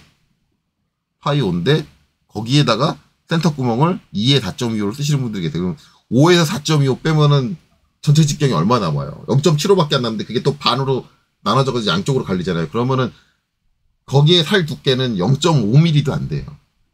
그 말이 안 되는 거죠. 그렇게 살 두께가 남는. 그래. 그래서 이제 그런 것도 주의해야 된다. 그래서 이제 치수를 선정할 때는 이제 라지 D의 2배 이상 되는 외경을 갖췄을 때 쓴다라는 거고. 어차피 이제 B형, C형은 전산능력 기능사에서는 우리가 선정할 일은 없다. 라고 보는 거죠. 이렇게 됩니다. 그래서 이제 그런 것들 주의해서 치수를 선정하시면 된다. 물론 이제 실무에 가면은 이제 쓸 일이 있다. B형, C형이 난 써야겠다. 라고 한다면 이제 B형, C형은 이제 라지 D를 보는 게 아니라 뭘 봐야 되냐면 D1, D2를 보셔야 됩니다. 마찬가지로 이제 B형을 한다 그러면 D1의 2배 이상의 직경, 외경이 나왔을 때 이제 적용을 하는 거고, C형 같은 경우는 D2의 2배 이상 나올 때 적용을 한다. 그렇게 생각하시면 돼요. 가장 외경 두께보다 가장 큰 이제 센터 구멍이 갖고 있는 가장 큰 구멍의 직경보다 이제 외경이 2배 이상 나와줘야 된다. 최소한. 우리가 이제 전산능력 기능 쓸 땐 로드 가지고는 이제 판단을 못 합니다. 그렇게 생각을 하시면 되죠. 그리고 이제 일반적인 경우는 그냥 우리가 알고 있는 2의 4.25를 써도 크게 무리는 없다. 물론 이제 전체적인 이 형상 자체가 갖고 있는 자체 중량이 커진다. 이제 실무적인 얘기에서 만약에 이제 길이는 되게 짧은데 엄청나게 두께가 직경이 두꺼운 거다. 그러면 그때는 이거를 쓰시면 안 돼요. 이거 키우셔야 돼요. 무조건 키우셔야 돼요. 왜냐면 이 직경에 따라서 견딜 수 있는 부하가 다르기 때문에. 원래 이제 저 덩치 자체에 이제 체중 자체가 커지면 그런데 일반적으로 이렇게 긴 형태, 직경은 작고 길이가 긴 형태에서는 일반적인 범주에서 그냥 2에 4.2가 써도 크게 문제가 되는 경우는 그렇게 많지는 않아요. 자, 그리고 이제 아까 이제 추가적으로 설명드릴 거는 이제 이게 60도만 있는 게 아니라 75도, 90도가 있다라는 건데 이 두 가지는 왜 있냐? 근데 이것도 마찬가지 부하량입니다. 부하량 때문에 있어요. 이제 일반적으로 이제 60도로 처리했을 때는 이게 핀이 어떻게 되냐면 60도로가 되면 이제 이렇게 들어오잖아요. 이거 원래대로 돌릴게요.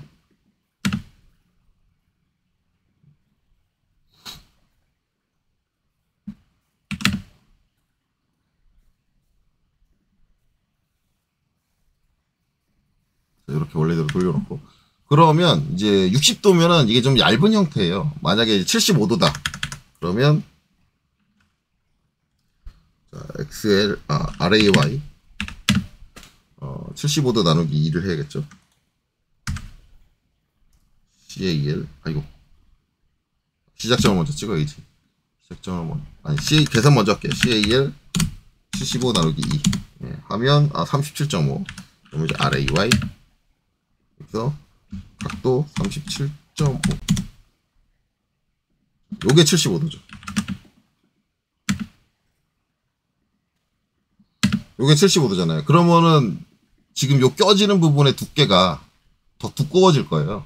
그리고 이제 얘가 껴질 때도 더 이제 깊게 핀이 껴질 때도 좀 더 깊게 들어간다는 느낌. 왜냐면 이제 외경 자체가 커질 거니까 이제 그런 느낌이거든요. 그래서 이제 실제 껴졌을 때 이 부분의 직경이 두꺼워지니까 견딜 수 있는 부하량이 당연히 커지죠. 단면적에 대해서 이제 저기서 받는 건 전달 능력이니까 눌리는 힘은 그러다 보니까 이제 60도를 가지고 이제 내가 어떤 이제 센터핀을 구성을 했을 때 도저히 버틸 수가 없다라고 한다면 그리고 이제 요 끝에 뚫리는 구멍의 직경이 좀 작아야 된다라고 하면 작으면서도 단단한 게 필요하다 그러면 이제 75도로 가는 거고 75도가 못 버틴다 더 이제 부하가 걸린다라고 하면 그때는 이제 90도짜리가 필요하다. 그래서 이제 75도, 90도 같은 경우는 부하량이 크면서 이제 요 뒤쪽에 뚫리는 구멍의 직경을 좀 작게 하고 싶다라고 할 때 사용을 한다. 왜냐면 이제 얘만 가지고 부하량을 늘리려면 얘를 점점 깊게 박을 수밖에 없거든요. 부하량을 늘리려면 이렇게 깊게. 그러면 이제 계속해서 요 뒤쪽에 이제 직경이 늘어날 거예요. 그래서 저 이제 파고드는 깊이를 좀 줄이고 파고드는 이제 깊이를 좀 줄이고 그러면서 견딜 수 있는 부하량을 키우겠다라고 한다면 그때는 이제 75도, 90도 이런 이제 센터 구멍이 필요하다. 그래서 부하량이 늘어날 때 그런 것들을 추가적으로 사용한다. 아시면 되고 어차피 전산응용 기계들 기능사 시험 보시는 분들은 75도와 90도짜리의 센터 구멍을 뚫으실 일은 없어요. 시험 문제 나오는 전체적인 추세 그리고 이제 시험 문제에 출제될 수 있는 규격의 크기의 한계에 이제 부딪혀서 이제 그럴 일은 없다라고 보시면 되겠죠. 모르겠어요. 나중에 시험이 바뀌어가지고 이제 좀 엄청나게 크거나 하중을 많이 받는 그런 형체를 주고 이제 해라라 그러면 이제 그때 써야 될 수도 있는데 그렇게 되면 일단 이 규격표 제공되고 있는 규격표부터 바뀌어야겠죠. 75도짜리도 있고 90도짜리도 있어요. 근데 이제 그렇지 않는다고 하면 이제 그렇다. 이제 우리가 이제 전산응용 기계도 기능사만 무조건 공부를 하게 되면 생각이 좀 여기에 갇혀요. 요게 있는 게 전부가 아니라는 거예요. 이거보다 더 많은 내용들이 있는데 그런 것들에 대한 것들이 표현이 안 되다 보니까 시험 봐도 거의 이제 버버 멍청이가 되는 경우가 있습니다. 그렇기 때문에 이제 그런 것들 추가적으로 알아둬라. 그래서 제가 여러분들한테 권장하고 싶은 건 이제 여기에서 마찬가지 기아공차 얘기했을 때랑 마찬가지 여기 있는 것들을 전부 다 모두 읽어보셔라. 한 번씩. 이거 다 해도 페이지 수는 진짜 몇 개 안 돼요. 기아공차 그때 보여드릴 기아공차 페이지에 뭐 이제 10분의 1? 이거 다 합쳐도 그 정도밖에 안 될 거예요. 10분의 1도 안 될걸요. 되게 내용은 적어요. 그러니까 그냥 한 번 다 읽어보시라. 근데 이제 거기에 좀 안타까운 거는 이제 어떤 용도로 ABC R형을 쓴다. 제가 이제 설명드렸던 이런 것들은 안 나와요. 안 나옵니다. 그런 거 주의하시고 마찬가지로 이제 직경 선정 요 이제 규격표가 이렇게 있는데 여기서 어떤 치수를 어떤 경우에 어떻게 선정해서 쓰세요. 그것도 안 나와 있어요. 그것도 안 나와 있으니까 이제 그런 것들은 참고하셔라. 그래서 이제 센터 구멍에 대한 설명은 이걸로 이제 다 끝난 것 같아요. 이제 마지막 남은 거는 이걸 도면에 어떻게 표시를 하느냐.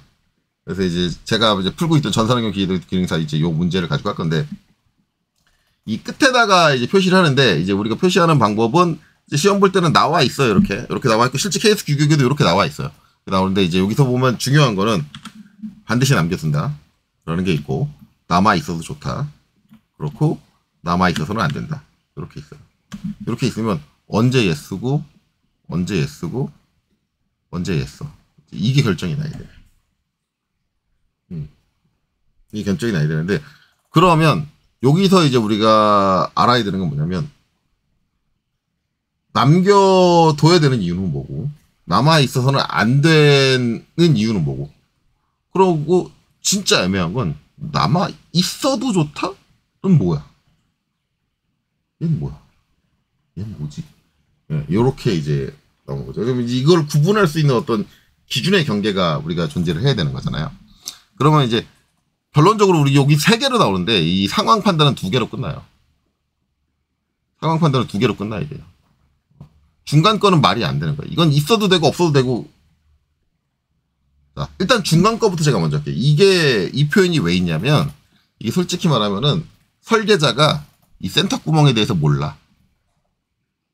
저걸 어떻게 처리를 해야 될지 모르겠는. 감이 안 오는. 전혀 감이 안 오는 거예요. 왜냐면 설계자는 가공 전문가가 아니다 보니까 감이 안 오는 거예요. 얘가 이게 선반 작업을 해야 될 것 같은데 저기 센터 구멍이 있어야 되나? 없어야 되나? 참 애매한데? 이걸 설계자 안 되는. 그러니까 가공자한테 이 판단을 떠넘기는 거야. 야, 내가 요렇게 남아 있어도 되고 없어도 되는데 가공자부터 네가 필요한 대로 한번 해봐. 넌 어느 게 좋니? 라고 하는데 솔직히 이 상황은 말이 안 돼요. 이거 이게 설계자가 이 상황을 지정을 안 해주면 가공작업자는 어떻게 하냐면 무조건 이걸로 해. 남아 있어서는 안 된다. 요걸로 선정을 해요. 근데 요걸로 선정을 해서 작업을 하는데 작업할 때 요걸 적용을 하느냐? 적용 안 해요. 작업할 땐 이걸로 작업해요. 여러분들 제가 무슨 말 하는지 이해가 안 되죠. 이게 어떻게 하냐면 제가 이제 요런 식으로 표현을 하잖아요. 그럼 가공작업자는 어떻게 하냐면 견적을 낼 때는 이걸로 견적을 내요. 그리고 실작업은 이걸로 작업을 해요. 왜 그럴까요? 왜냐하면 요게 제작 단가가 높아요. 제작 단가가 높아요. 그리고 얘가 제작 단가가 낮아요. 그러면 견적 낼 때 높은 단가로 견적을 내고, 그죠? 그럼 가격이 뻥튀기가 됐어요. 실제 제품은 이대로 납품을 해요. 그러면 차익이 발생하죠. 그 차익을 누가 먹어요? 가공업체가 먹어요. 그래서 제가 학생들한테 늘상 강의를 할 때는 센터 구멍 표시할 때 절대 이거 쓰지 마 라고 얘기해요. 설계자가 이러면 안 돼요.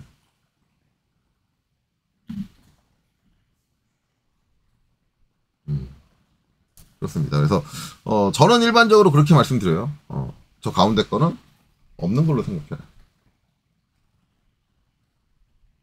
그러면 이제 나머지는 이제 뭐예요?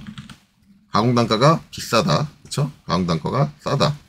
그러면 일반적인 경우는 대부분 뭘 할까요? 이걸 합니다. 왜? 단가가 싸니까. 그렇죠? 그리고 특수한 경우에만 이걸 해요. 그러면 우리는 뭘 알면 되느냐? 어떤 경우가 특수한 경우인데 어떤 경우만 여기에 남아있으면 안 되냐. 예, 저는 이제 두 가지로 말씀을 드려요. 두 가지로 말씀드리는데 결국은 이제 저 센터 구멍은 요 끝단에 대한 얘기잖아요. 이 끝단이 어떤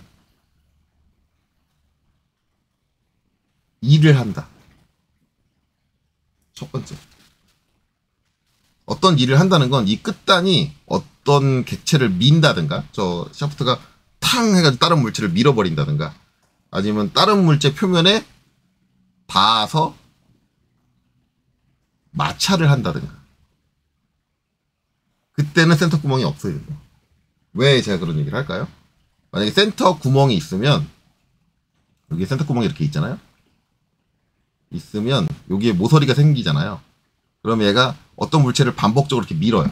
탕 밀면은 요 모서리가 그 자기가 민 그 객체에 저 모서리만큼 이렇게 동그랗게 자국을 남겨요.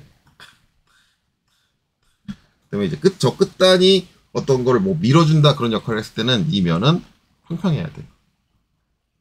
그때는 센터 구멍이 없어야 돼요. 그게 없어야 되는 이유 하나예요. 두 번째는 이 축이 유체 안에 들어간다. 그때는 센터 구멍 없음으로 하라 그래요. 왜 그러느냐? 이제 대부분 이제 저런 경우가 언제냐면 여러분들 이제 전선형 기능사 문제를 볼 때는 유압 펌프에 이제 기어 잡아주는 축 있죠. 그거는 안쪽에 이제 유압 펌프 같은 경우, 기어 펌프 안에 이제 기어를 잡아주는 축이 이제 그 유체 안에 들어가게 되잖아요. 그 상태에서 여기 센터 구멍이 다 있으면 어떻게 되냐면 요 틈을 타고 유체가 술술술술 하고 들어와요. 근데 저게 이제 안쪽으로 동굴처럼 파져 있는 곳이잖아요. 그러면 이 안에 한번 들어온 유체는 잘 빠져나가지를 못해요. 우리가 이제 그 물고기 잡을 때 입구를 좁게 만들어가지고 물에다 탁 넣으면 물고기가 들어올 땐 들어왔는데, 통발이라 그러죠. 이 통발 바깥으로 빠져나갈 때는 입구를 못 찾아가지고 못 나가는 것처럼 실제로 요 안쪽에 들어온 유체가 잘 빠져나가지는 못해요. 근데 유체가 들어올 때 그냥 깔끔하게 유체만 들어왔으면 상관없는데, 이제 어쨌든 안쪽에 유체가 있어도 금속과 금속 표면이 닿아가지고 마찰하고 있는 일들이 계속 벌어진단 말이에요. 그러면은 금속 이 표면이 갈리죠. 갈리어서 나오는 이물질들도 같이 그 유체를 딸려서 요 사이로 쏙 들어와요. 그래서 요 구멍 안에서 쌓여요. 그래서 저 안에 나중에 보면은 유체하고 기름하고 유체하고 그 이물질하고 서로 뒤엉켜가지고 떡이 져요. 그러면서 그 안에 썩어요. 기름도 썩습니다. 썩어요. 그 기름이 떡 져가지고 썩은 거 되게 고약합니다. 그렇게 되거든요. 그러면 이제 만약에 이제 유압 뭐 펌프라든가 그런다 그러면은 저기서 지속적으로 이제 안 좋은 품질의 유체를 조금씩 내보내기도 할 거예요. 그래서 전체적인 이제 유체의 그 안쪽에서 펌프가 공급하는 유체의 품질 자체에 안 좋은 영향을 끼치기도 하고, 그 다음에 기구적으로 저 안쪽에 떡져서 썩고 나중에 저기 떡진 게 쌓이게 되면 저게 본드처럼 작용해가지고 나중에 저 축이 이제 붙어버리는 현상도 발생을 해요. 그렇기 때문에 그렇게 유체에 들어가 있는 이 표면 같은 경우는 그냥 맨질맨질한 게 좋아요. 저 축은 끝단이. 그래서 제가 두 번째로 얘기하는 건 축이 유체 안에 들어가는 경우는 센터 구멍을 남아있어서 안 된다로 가공을 한다. 그러면 이제 여러분들, 근데 저기 센터 구멍이 남아있지 않으려면 왜 더 비싼가요? 라고 여러분들이 생각할 수 있잖아요. 비싼 이유는 간단해요. 우리가 선반 가공을 하려면 센터 구멍이 필요하다. 그쵸?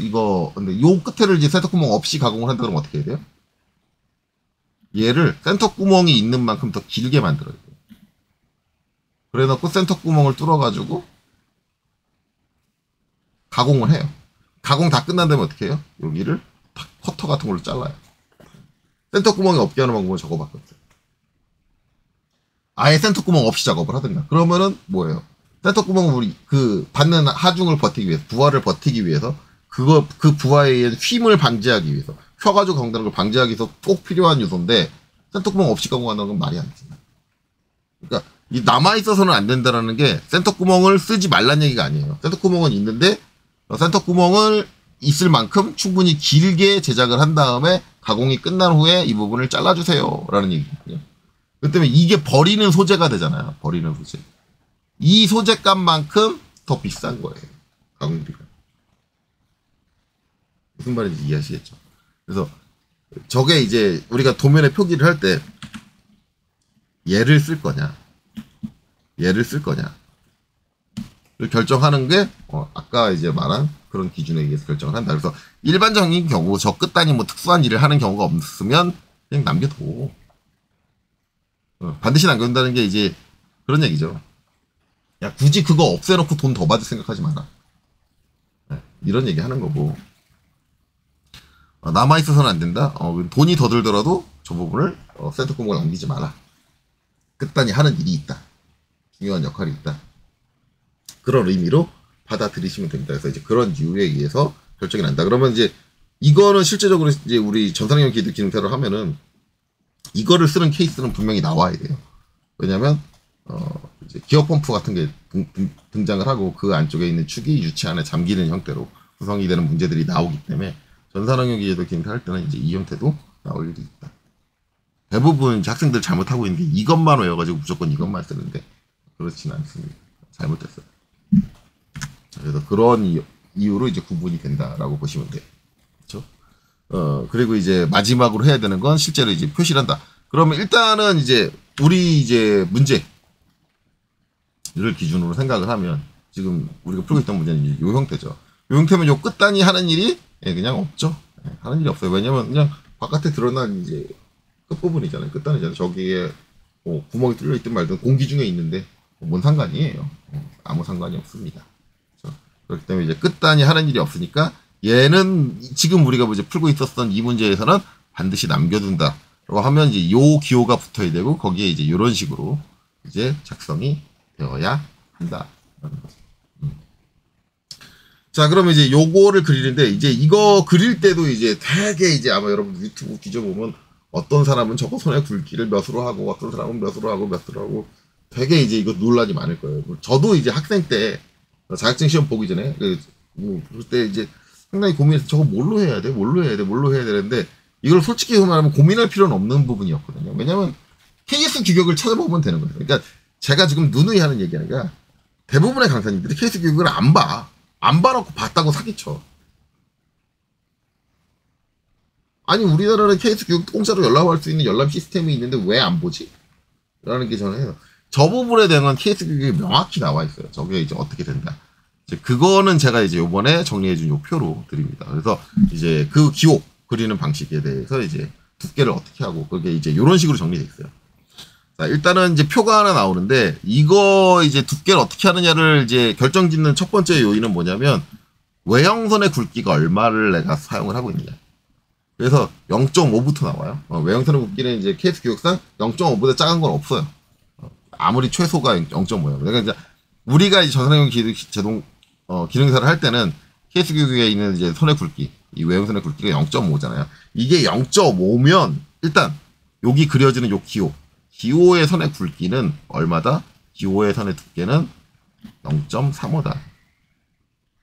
이거 뭐하고 같은 굵기예요? 스문선이죠. 스문선하고 같은. 중간 굵기를 사용을 한다라는 거. 그러면 이제 우리가 이제 요 기호를 그렸을 때 이 기호가 도면층이 어디로? 수문선으로 가면 안 되겠죠. 수문선의 굵기를 쓰는 거지 이 선의 형태가 수문선은 아니에요. 그렇죠? 얘는 쭉 이어진 선이잖아요. 이렇게 내시가 아니잖아요. 그렇기 때문에 수문선의 굵기를 쓰는 거지 수문선이면 안 됩니다. 수문선의 굵기를 가진 일반 선이다. 라고 생각을 하시면 돼요. 그리고 이제 만약에 막혀 있는 걸 할 때도 똑같은 굵기를 가지고 적용을 해줘야 되는 거죠. 그리고 이제 여기 보면 숫자, 로마자, 대문자, 높이 요게 나오죠. 이건 뭐예요? 여기서 이제 지지선이 이렇게 나올 거 아니에요. 이렇게 찍찍하고 아까 표시한 대로 지지선 찍하고 찍한 다음에 여기 이제 문자 쓸 거잖아요. 이 문자의 크기를 얘기합니다. 이게 3.5죠. 3.5인데 여기서 이제 주의해서 봐야 되는 건 우리가 이제 이 치수 문자 높이랑 똑같네요 라고 하는데 똑같다고 생각하시면 안 돼요. 솔직히 말하면. 제가 누누이 얘기하지만 우리 전산응용 기계도 기능사는 뭐예요? 시험이 괴랄한 거예요. 되게 독특한 거예요. A2로 작성을 해서 A3로 출력을 하기 때문에 치수 문자 높이가 말도 안 되게 비정상적으로 3.5로 된 건데 일반적인 케이스 교육생의 치수 문자 높이는 얼마다? 2.5다. 그러니까 얘 같은 경우는 치수 문자 높이보다 한 치수 큰 걸 씁니다. 이렇게 이해하세요. 그러면 이제 우리가 이제 전산응용 기도 기능사를 풀 때는 우리 3.5로 했으니까 한 치수 큰 거니까 5로 해야지 이렇게 생각을 하는데 솔직히 저는 이거 5로 안 합니다. 왜냐면 5로 하면 너무 커요. 그러니까 이런 문제가 발생을 하는 게 전산응용 기능사의 시험 조건이 너무 괴랄한 거야. 너무 괴랄해. 왜 치수 문자 높이가 3.5야?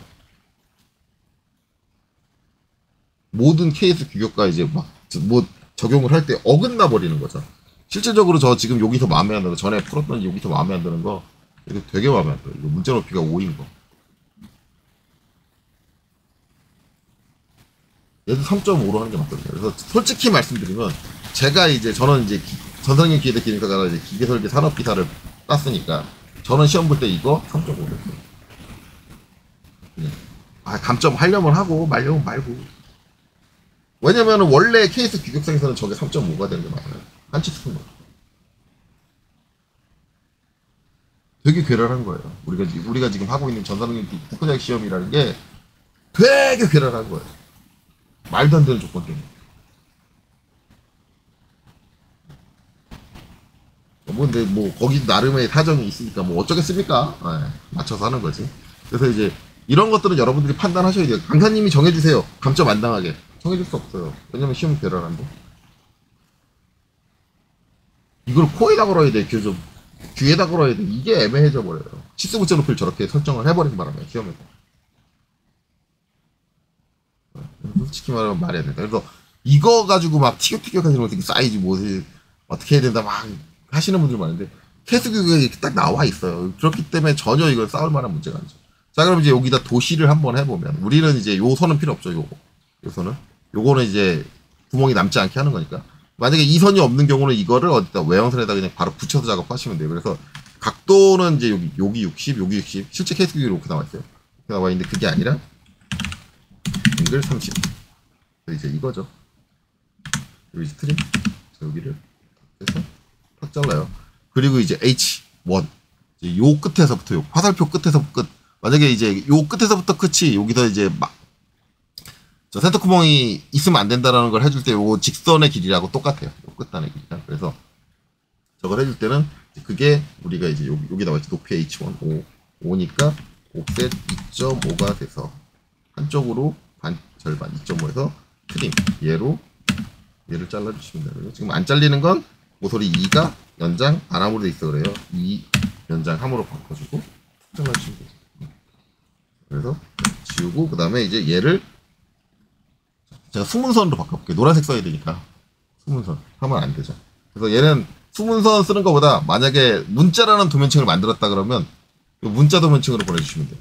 문자 도면층 이렇게 보내주시면 돼요. 문자라는 도면층을 별도로 만들었다. 만약에 내가 문자라는 도면층을 별도로 안 만들었다. 그래서 수문선으로 갔다. 이렇게 되면 안 되잖아요. 그러면 이제 어떻게 되냐면 딱 해서 특성에 가서 특성을 바꿔주시는 거예요.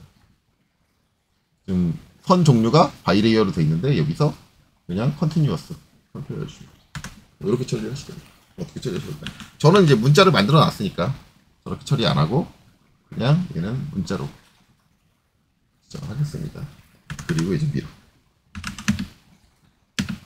이렇게 하는 거죠. 여기서 이제 지시선이 나와가지고 갈 거예요. 그래서 여기서 위치를 맞추게 일단. 마이너스 60.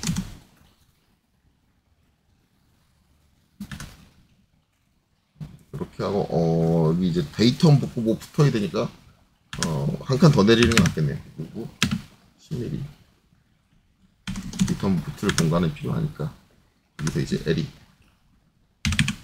그래서 요 끝단에서 지시선을 붙이고, 요렇게. 저 지시선은 일반적인 치수 요소입니다. 치수 요소니까 저거는 선 굵기가 0.25가 맞아요. 빨간색으로 나오는 게 맞습니다. 지시선은.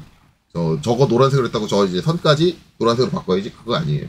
예, 지시선에 대한 건 지시선은 어차피 치수선의 일종이기 때문에. 그래서 여기 지금 나와 있는 거 텍스트가 나와 있는 여기 있는 선에 대한 굵기에 대해서 전혀 나와 있지 않죠. 저건 일반 치수 규격을 따르는 거니까 치수선이고. 그 다음에 이제 했으니까 이제 여기 작성할 내용을 써야 되니까 엔터. 그 다음에 문자 폭 지정 안 하고 이제 엔터.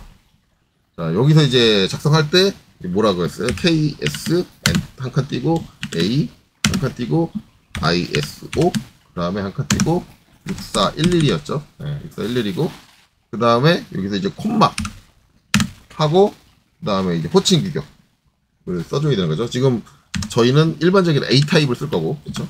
A 타입을 쓸 거고 A 타입 한 다음에 한 칸 띄고, 그렇죠? 한 칸 띄고 여기서 규격이 이제 2 슬러시 4.25 이렇게 되는 거죠. 그래서 이제 엔터 해서 끝내면 되고 그리고 옮겨줄게요. 이렇게. 그래서 이렇게 되고 이제 이 선들은 가이드라인을 지울게요. 가이드라인 그리는 거는 다시 한번 얘기하지만 저만 저렇게 60도의 강박을 갖고 있기 때문에 저렇게 하고 있을 뿐이지 여러분들까지 꼭 저렇게 60도 맞추려고 저처럼 이제 가이드라인을 그려놓고 지시선을 쓰실 필요는 없어요. 네, 없어요. 근데 제가 바라는 건 제 밑에서 일하는 사람은 저처럼 저렇게 가이드라인을 그리고 해줬으면 좋겠어요. 그래야지 도면이 보기가 좋으니까. 여기 한 칸 안 떴네요. 콤마하고 한 칸 떼야지. 구분하기 위해서. 자, 이렇게 되고, 그 다음에 여기 화살촉이, 여기 보시면, 자세히 보시면 아시겠지만, 없습니다. 화살촉 없는 거예요. 그래서 이제 얘는 선택을 하고, 컨트롤 1번, 특성창을 띄우고, 여기서, 요걸 없음으로 해도 되지만, 요걸 바꿔줘도 돼요. 여기 화살표 없는 선, 이렇게 바꿔주셔도 되거든요. 없는 선으로 바꿔줘서, 이렇게 됩니다. 그래서 여기는 좀 굵고, 그럼 여기는 가늘게 나오는 요 형태가 되야 된다.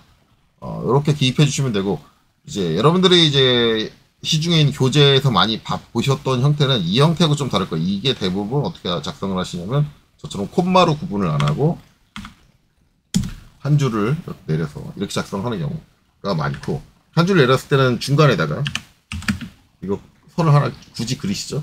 왜냐면 이걸 그리는 게 패드에서는 이렇게 할 수 있는 방법이 없어. 이게 이제 만약에 인벤터라고 하면 인벤터는 이렇게 표현해 주는 게 있죠. 중간에 선 그려주는 거. 그래서 이제 대부분 이렇게 해준다. 여기 자르고 끊고, 여기 끊고, 그렇죠? 이렇게 처리해주는 경우가 많은데, 이걸 꼭 이렇게 해야 되느냐, 한 줄로 쓰면 안 되냐, 한 줄로 쓰면 안 된다는 건 없어요. 여기는 그냥 두 줄로 썼으니까. 그리고 지금 여기 보면 요거 있죠, 요거. 지시선 없이도 할 수 있는데, 지시선 없이 할 수 있어요. 대신 이 문자가 어디가 있어야 되냐면, 어차피 이제 이거니까. 요 기호 옆에 있어야 돼요. 그래서 이쪽으로 빠지는 치수가 없다라고 하면 이렇게 쓸 수 있어요. 이쪽으로 이제 이렇게 튀어나오는 치수가 없다는데 지금 튀어나오는 치수가 있으니까 어떻게 돼? 치수는 다 간섭이 되죠. 만약에 이쪽으로 치수 단 한 개도 안 뺄 거다. 한 개도 이쪽으로 치수 안 뺄 거야. 라고 하면 그때는 요 지시선 굳이 그리지 말고 이렇게 붙이셔도 돼요. 이렇게 붙이셔도 되는데 지금 우리가 작성한 도면에는 이제 그런 형태가 아니니까 이걸 무조건 해주셔야 되는 거죠. 그래서 요거에 대한 규격은 이제 이렇게 된다. 라고 보시면 됩니다. 네. 그렇죠? 그러면 작성하는 방법까지 다 설명을 드렸어요. 그리고 이제 또 한 가지 말씀드릴 거는 이게 이제 요 한쪽이 아니죠. 반대쪽이죠. 그럼 반대쪽도 똑같이 그리느냐. 양쪽의 사이즈가 같다고 하면은 그걸 똑같이 그리지는 않아요. 우리가 이제 일반적으로는 이렇게 처리되는 경우는 여기서 뒤에다 뭘 붙여주냐면 치고 그냥 이렇게 양쪽 끝이다 라고 이제 표현을 해주기도 하죠. 말로. 굳이 저거를 뭐 양쪽에 다 붙이면 안 되냐? 붙이셔도 돼요. 나는 그냥 양쪽에 다 붙이겠는데 그게 나한테 좋은 것 같은데 라고 하면 붙이셔도 돼. 뭐 굳이 뭐 저걸 뭐 양쪽에 붙이면 안 된다 뭐 그런 규정 자체는 없습니다.